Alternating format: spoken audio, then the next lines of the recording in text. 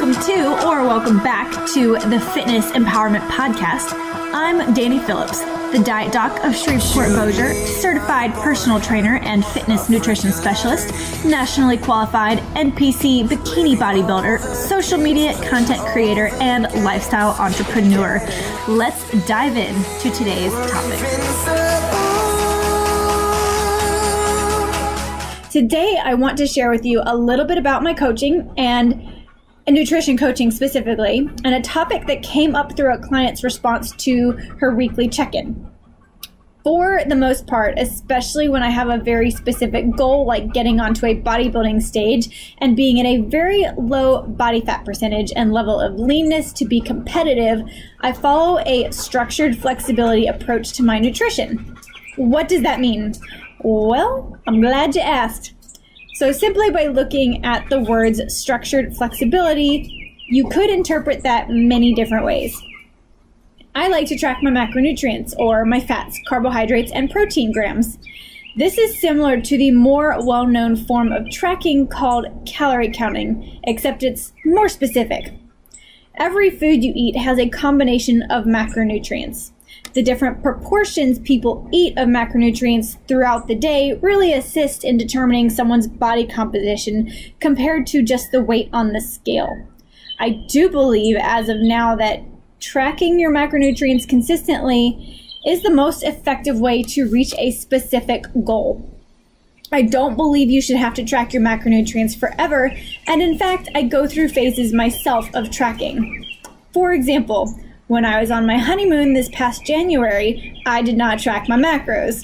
I go through phases where I'm more loosely tracking and estimating a lot of food items. I go through phases where I'm also being very meticulous in order to reach very specific goals. Side note, I'm sitting outside of my house in the backyard, and so if you can hear my dogs running around or panting, they're playing with balls. They're super fabulous, but they do interrupt here and there. So just an FYI. So I think it's super beneficial for everyone, and I mean everyone, to learn how to track their food and do a slight analysis of what they are eating so that they can understand what they are putting into their bodies and why those foods affect them the way that they do. Of course, there are always exceptions, and I don't know everyone listening and what's going on with your personal life, so it's a decision you have to make for yourself. But I think pending any medical diagnosed reasoning, or if you're under specific care for perhaps an eating disorder, then it would be well worth your time and effort to track your food for about 12 weeks and really do a deep dive into how that affects you.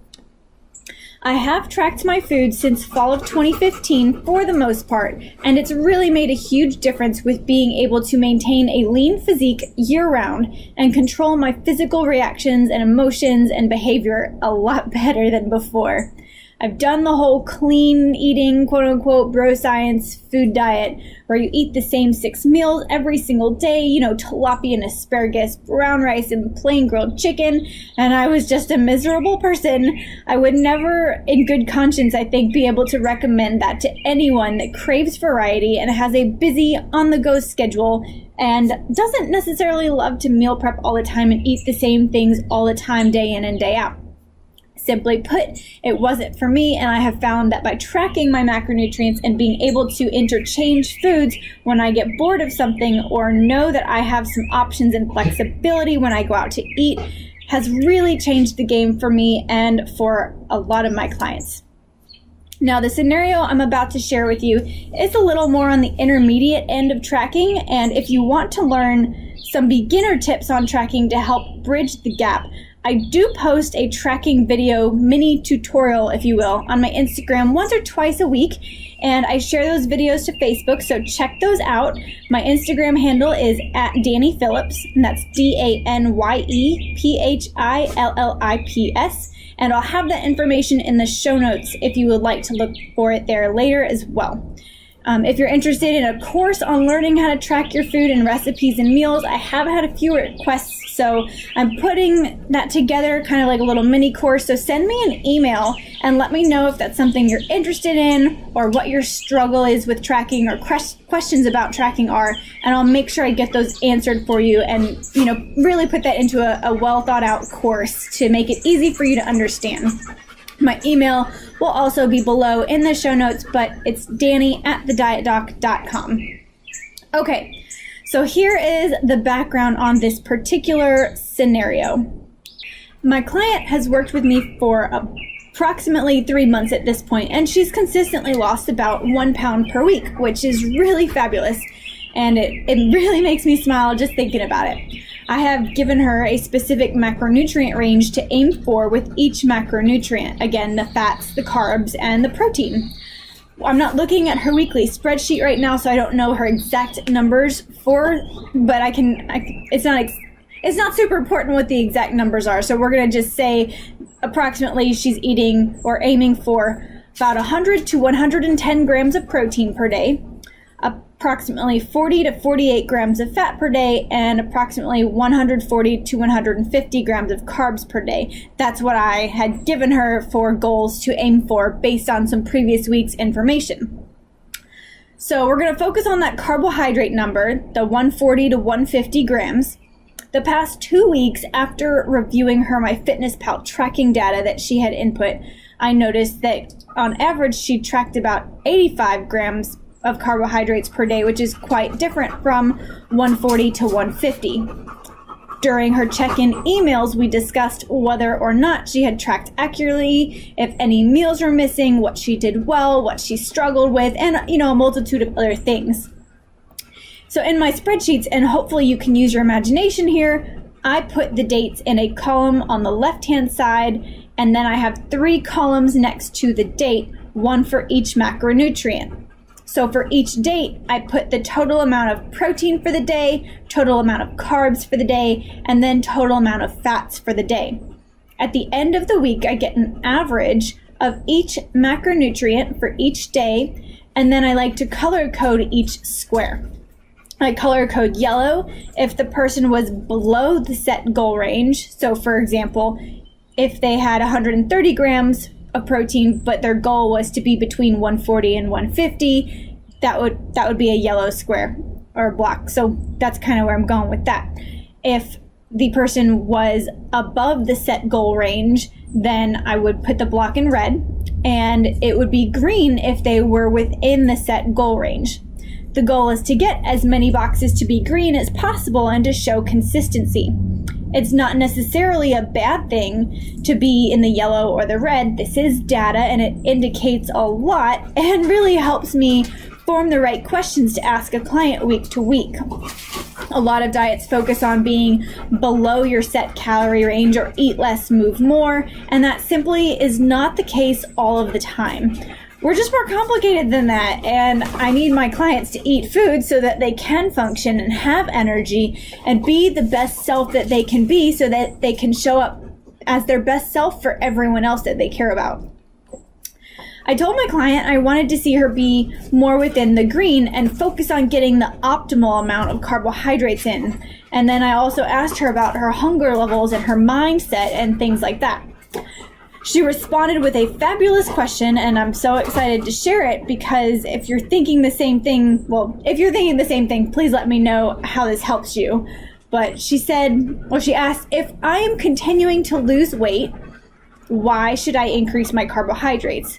So again, I had her set at a specific macronutrient range, and she was eating about 50 to 60 grams underneath that. So she was wondering, if I'm still losing weight, why should I bother raising my carbohydrates? A beta. Okay, so what I told her was something to the effect of this. When we diet, we want to diet on as many calories as possible. I know that sounds crazy, stick with me. We really hadn't cut any calories or made any drastic changes to her macronutrient intake or proportions up to this point. More so just changed and manipulated the balance of macronutrients to be a little bit higher on the protein side and more moderate on the fat and carbohydrate side. I said, if you were continuously losing weight on the higher amount of calories slowly and steadily, I don't necessarily need to make any changes, because she was continuously losing at that higher carbohydrate amount. Would we maybe have needed to adjust them sooner than what she kind of did on her own? Possibly. There's no one way to do this. Just keep that in mind. There are a lot of different ways, but no specific one way that is absolutely the only right one way. So now I told you I asked her about hunger and, how she was feeling mentally.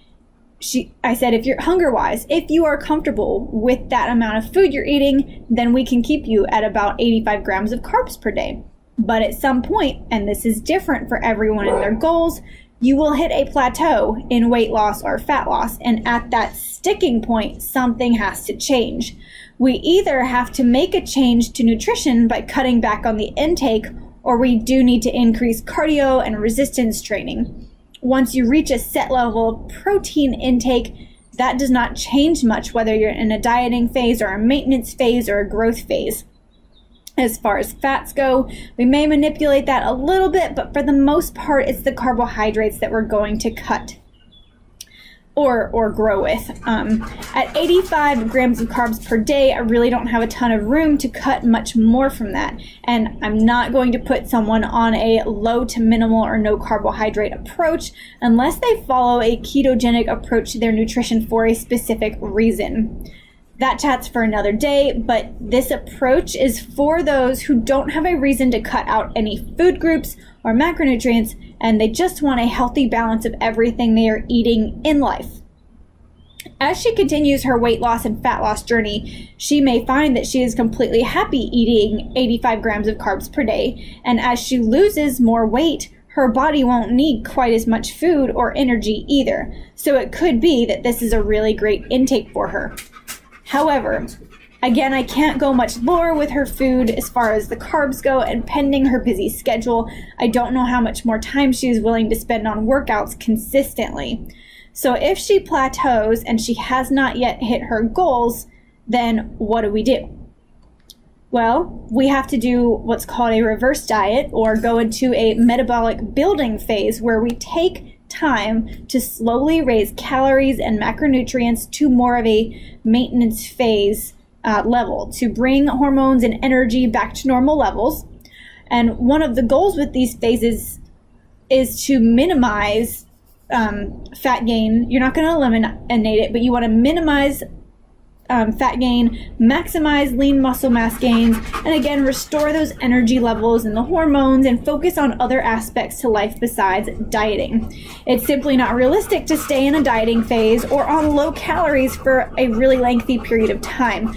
So I kind of want to prolong that period of time before a plateau and not lose weight so fast that a client can't maintain that weight loss. Hi, everyone. Thank you so much for listening to this segment of the Fitness Empowerment Podcast. I certainly hope you enjoyed it. And if you did and you want to listen to the full-length episodes, then please head on over to iTunes or SoundCloud, Apple Podcasts, Outcast, Google Play, Pocket Casts, and all the links will be in the description box below. And I can't wait to see you over on those other platforms for the complete episodes. Thanks so much, and I'll see y'all there. Bye.